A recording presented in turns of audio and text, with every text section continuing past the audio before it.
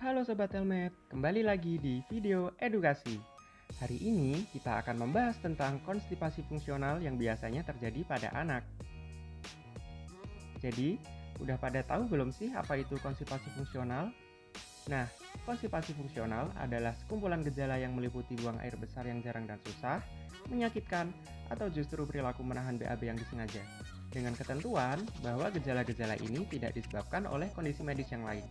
Jadi, konstipasi ini tidak disebabkan oleh kondisi perlukaan, infeksi, maupun kelainan bentuk tubuh. Lalu gejala yang bisa diamati pada anak apa sih? Yang pertama, nafsu makan menurun.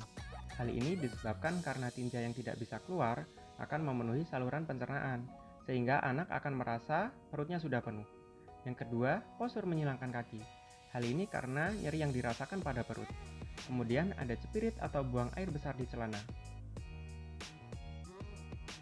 Loh, konstipasi kok malah cepirit? Bukannya nggak bisa BAB? Nah, ini penjelasannya. Tinja yang tidak bisa dikeluarkan akan memenuhi saluran pencernaan. Lama-kelamaan akan semakin padat dan mampat. Hanya cairan yang bisa melewati celah-celah kemampatan tersebut.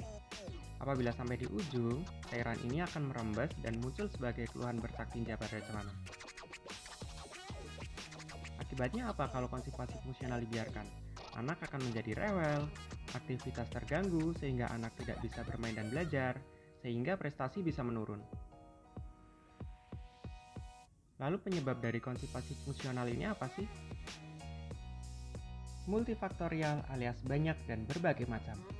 Enzim yang belum matang pada anak, mikroflora yang belum seimbang, kondisi psikis di mana terdapat pengalaman buang air besar yang menyakitkan dan tidak menyenangkan, motilitas atau pergerakan usus yang belum maksimal, dan diet atau makanan yang membuat tinja semakin keras.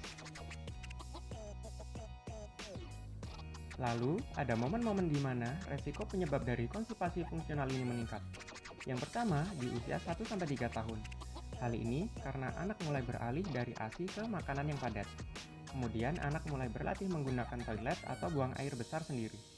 Kemudian di usia sekolah, di mana anak mulai mengenal fasilitas toilet umum dan lingkungan sosial yang baru. Kerap kali, anak itu takut dan malu menggunakan toilet umum. Lalu terapi dan pencegahannya bagaimana? Ada yang namanya 5F. F yang pertama adalah fluid atau konsumsi air putih yang cukup. Kemudian fruit, makan banyak buah-buahan. Fiber, makan makanan yang tinggi serat. Fat, konsumsi lemak nabati dan hindari FODMAP. FODMAP itu apa sih?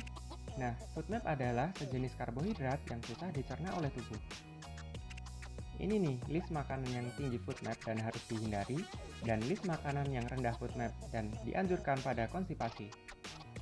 Nah, gimana nih topik pembahasan hari ini? Apakah menarik? Jangan lupa diterapkan dan dibagikan ya.